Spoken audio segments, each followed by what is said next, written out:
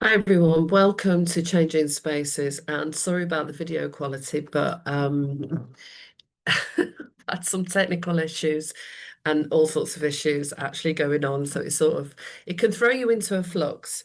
But one of the things about this trip really is about the resilience that you develop with all the things that come along that you don't quite anticipate. You can have a map, you can put petrol in your van, and then that's it. That's all you know. You don't really know what's going to come afterwards. So I'm going to do a couple of videos about some of those things that have come up. And while I talk, sometimes I have to write a few notes to remind myself of other aspects because I think it's important to share with people that as much as I can be quite brave and courageous and get out on the road and explore, and I love that, and I love meeting people and random events. Um, we all have some level of anxiety about things, and that'll be peculiar to something. Sometimes it's free floating anxiety, as we call it in the therapy world, where we don't really know why we're anxious, we just feel it. And sometimes we can misconstrue anxiety, and it's actually excitement, and it can be both sides of the same coin. And as you can see, I'm really wrapped up because the weather has changed. My Wales trip, the sun was out and it was still 25, 30 degrees most days. And I was by the beach, and it was all summer clothes. And within a week of getting on the trip, it's rained a lot more for September. It's gone a lot cooler, and I'm also catching people's germs as well at the same time. So I bought myself this lovely scarf from Scotland, and I wanted to share with you a little bit about what happened. I've got much full of video on this, which is an audio, because sometimes I'm recording in the dark. I've not even got any lights, or the lights are so bad where I'm staying. So, when you're on most campsites, you've literally got to have a torch. So even the lights that you use for podcasts aren't really going to throw out much light when there's complete darkness around. So, as you know, I travel in my camper van, staying in villages, towns, coastlines, and sometimes old hotels. But what I'm really exploring are the hidden stories as well. Stories of people, power, culture, history, our own personal stories, and the stories of other people, and how that shapes who we are along the way. And I'd been thinking about doing this trip to Scotland ever since me and my uncle were talking in summer of 2022. And we were trying to organise it, but because I live in London and he was living in North Manchester, it's a long drive. And I didn't have the camper van back then, but regardless of what you're driving, it's a long drive to do. So we were looking at how we could do that trip, and we spent quite a bit of time planning. And unfortunately, my uncle passed late 2022, and so my desire to get to Scotland and dig into some family history and find out some more and revisit places that I hadn't been to since a teenager got even stronger. And also, I had the anniversary of my mum's passing that came up as well, which I'll do some separate videos on, because, I work as a therapist and coach, and I like to share. I was going to use the word normalize, but grief's horrible when you're going through it, whether that is grieving an old relationship or somebody that's passed. So I don't want to use words like normalize because it just sounds like it's minimizing the experience that many of us have, especially when it's someone significant. So I had some hesitation and anxiety as well as trepidation and intrigue and curiosity as to what I might find out. Because the moment that I landed in Carlisle, that's when it felt like the Scottish trip was about to start. And that was because on one of the pictures I have that my mum took when we went on a trip together with Uncle Chris was me hanging off the sign at Carlisle. And then we went to visit Paisley, Motherwell, Edinburgh, Glasgow. We went to quite a few places actually. But I was younger then, and I didn't look at countryside in the way that I do now. And it was an absolutely beautiful trip up. I was just so surprised, stunned actually at how parts of the motorway was just, you could see all the rivers and pine trees and mountains for miles and miles. As a kid, when I struggled with travel sickness, and my son's got it now, and I think my granddaughter has it a little bit. It's absolutely awful. So you don't you don't look out the window and think, oh, you just think you just are dying and dread staying in the car any more longer, and you just want to get out. So this was about me really reflecting on my Scottish roots, the mix of cultures and influences and beliefs and values that I grew up with. And because of the work that I've done over the years and then the masters that I did in 2001, where I went deep into exploring race, culture, class, identity, power, how laws have changed, the census laws, how that's influenced us over the years, but also on a deeper level, our identity. Who do we, what do we identify with and why, and who do we identify with? Um, and the more you listen to me, the more you might realize that, I've got a mixed heritage. But it's not just about what's the heritage of your parents and your grandparents. It's also about the influences that you have when you're growing up and who is around you the most. Because the person around you the most will be teaching you about how they view the world through their lens. And maybe they enjoy cooking or knitting or sewing yarns, whatever the pastime is. So we'll be influenced by all of those things. If you grow up on a farm in comparison to the city, it all makes a difference. We don't realize till we get in our adult years how much our beliefs have been influenced by those wider family beliefs. So at the same time, I love going into cathedrals and abbeys and churches. I don't know, my mum did as well, and as I've got older, I've really enjoyed it. And going to the local museums, especially the one in Whitby, which I did a little video on it, but attached it to another video, so I've got to edit that. I haven't uploaded that yet. But Whitby Museum and being shown around there, you get shown around there for free, was absolutely fascinating. And it is worth doing a tour with someone, I've realised, because you can look at things, but it's only when they point out things, sometimes you just don't see what's right in front of you. And so that was amazing. So I love going to visit those different places.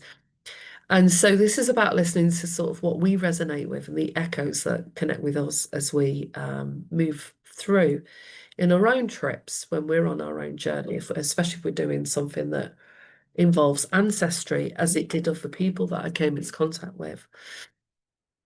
So this is more to do with what happened when I landed at Bute. So, like I said, I left Carlisle and I was determined to reach Bute by the 29th of September, the anniversary of my mum's passing. And as the road climbed higher and higher, lined with pine trees, rivers, and the sky, it felt like something was just opening up inside of me. And by the time I reached Greenock and boarded the ferry, which I wasn't sure I was going to get that day because I didn't know how long it was going to take. And because the road just kept on going up this consistent incline. And in the past, when I've taken the camper van to Devon, it struggled up some of those roads. And so I didn't realize what the road was going to be like. I think just doing it rather than researching it probably was a good idea because I got to, you have to go through Glasgow to then drive through Glasgow to get to Greenock, and got there and had a rest and had something to eat, and then wasn't sure how the ferries run, if they were running, and whether I'd get that or whether or not I needed to stay in Greenock. Anyway, as soon as I turned the corner, 10 minutes later, I'm in Wims Bay, where you get the ferry for Rossi, and my anxiety really started to run high. And I had a lot of anxiety as a kid. It was about just going to new places and spaces, which is interesting that I've called this project, as I did my master's thesis, Changing Spaces, because it's about how we experience ourselves and the people we come into contact with in our life when we move into spaces outside of our comfort zone. And in psychology, you've got like, if this is your comfort zone, all the people that you normally see and where you live and where you shop, and the things that you do every day without even really thinking about it, it becomes your comfort and even your safety zone. And outside of that, maybe little stretches like going to a new town, to a shopping centre, meeting friends in a different place, or going on a holiday somewhere. And that can move us outside of our comfort zone. And sometimes we take a much bigger leap outside of our comfort zone, but may have some anxiety about that because that is bringing up fears that we might have about particular things. So when I went to Italy, my fear was driving around the Amalfi Coast with the roads that are just like chipped out of the side of the mountain. And this time it was about boarding the ferry. I hadn't been on the ferry since I was a kid, and the waters were really rough. And like I said, I had travel sickness, and I didn't know what to do and how it all worked. Anyway, it was quite easy to do, but my mind was, with anxiety, your mind runs rampant, and all sorts of fears can all coagulate at the same time. And if you don't understand what's happening to you, then it's easy to end up in a panic. But because I understand what's happening to me, I can kind of stay grounded and say, right now, what do I need to do? What's the next step? So I got the ticket and I got on the ferry, and it was amazing because I started to see the island of Bute coming up towards me. And like I said, I'd not been on the ferry for a long time, but I'd never driven my van onto any boat before, and I'd even been considering going Europe. But I thought about the crossing, of taking your van on a ferry and then crossing to get to the other side, like Portugal, Spain, or France. So this was a prelude, I guess you could say, to the trips I might do in the future.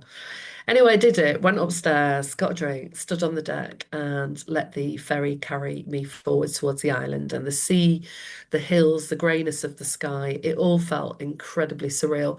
I didn't know I was going to get there, whether I was going to make it, because it was a constant process of just things happening on this trip that just was uh challenging. A lot of, in Cambridge, my indicator lights stopped working. When you're on the road, you need your hazard lights and indicator lights in case you break down, or just even in the dark, you can't manually switch it on and off for 300 miles. So there were just lots of different challenges, and weather shifting, and having to book in places earlier than anticipated, but all part of the adventure, as I'm reminded when I tell people. But it was about being carried to another layer of my own story, echoes of the past that were now becoming more alive. And there's a theory in therapy called Gestalt, and the idea is that you can have things that are right in the forefront of your mind that are present, like this bottle of water. I can see it. I can see this glass. I can see the phone. But outside of your awareness and much further away will be other things.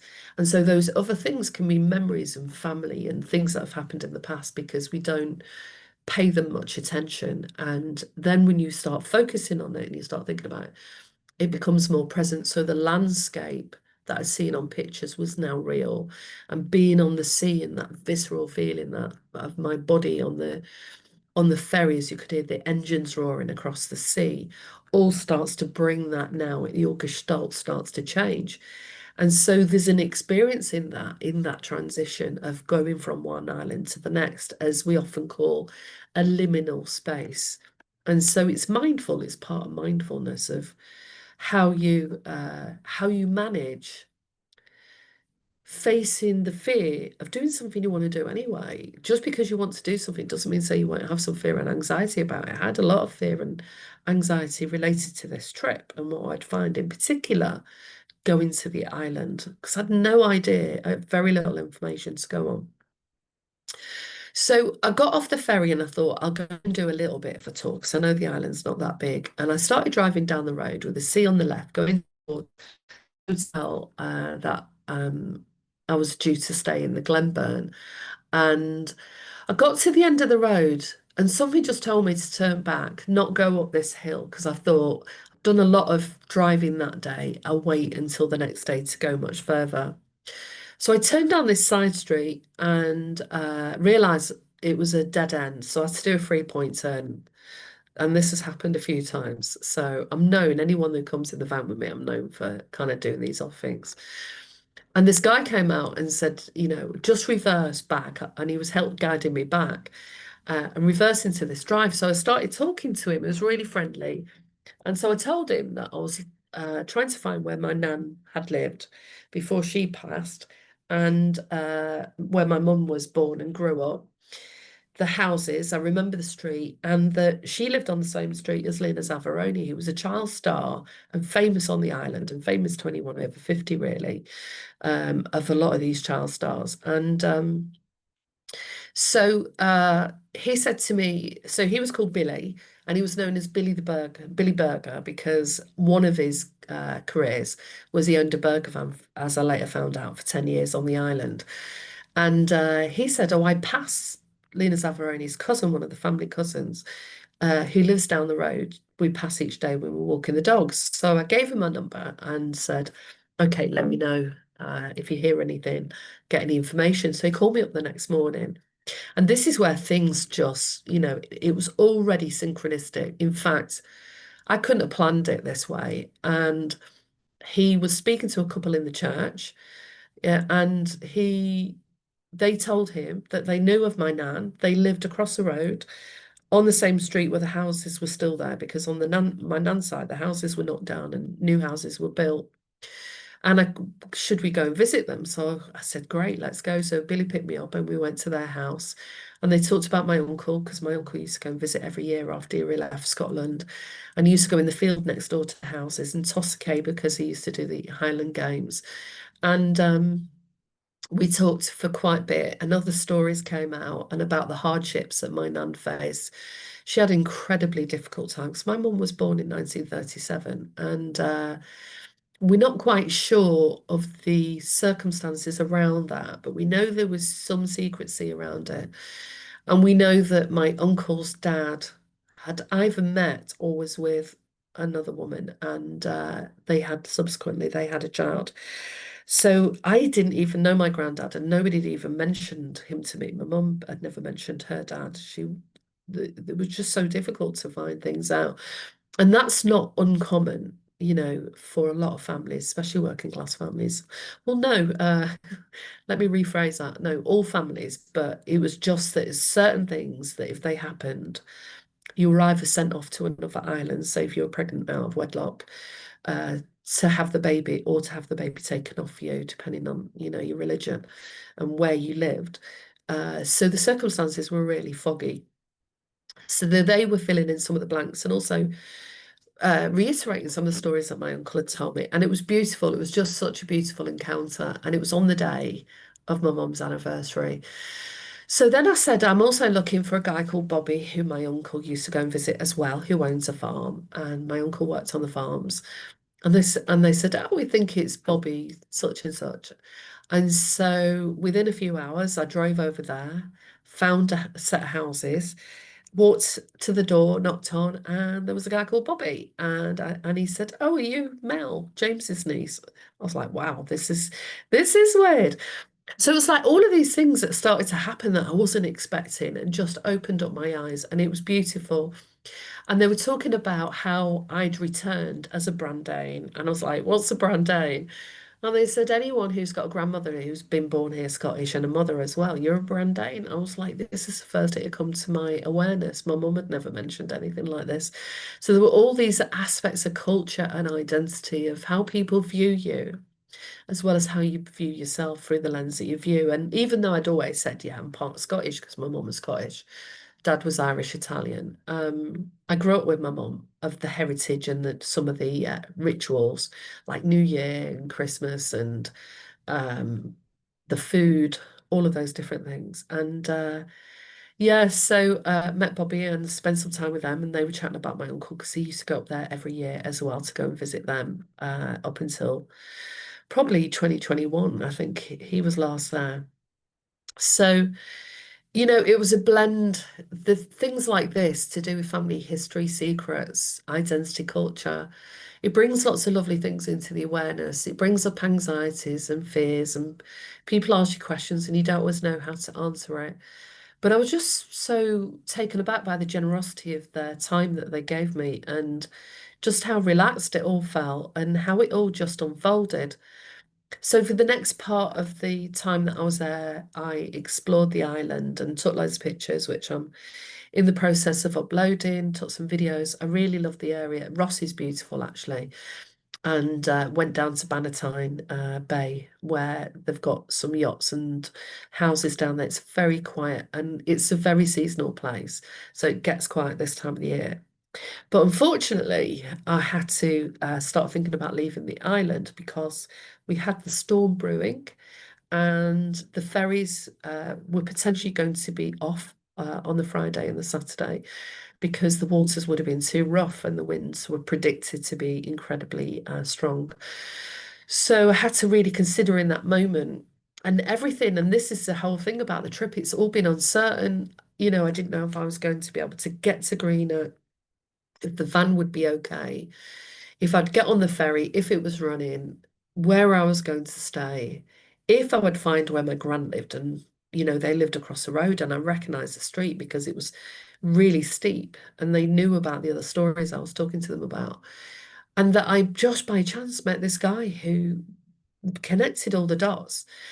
And on my other video, I talk a bit more about Billy, but Billy was also looking up his own ancestry. So this was really meaningful to him. And for a man that was, I think, 84, barely looks 60 and, you know, fit running around and doing lots of different things. But he was telling me about his life of how he worked in Glasgow on the taxis, and he did that for 10 years. And Glasgow wasn't for the faint-hearted at times, especially taxi work as well, because it comes, of course, with all those risks of working at night. And he went over to Bute and realised how safe it was, and he wanted to bring up his children there. So they moved over there, bought a house, and then he built a house, and he showed me the different places that he's lived. And then he decided to get a burger van and he did that for 10 years. But he also played in a band and he showed me some pictures. He was an Elvis impersonator.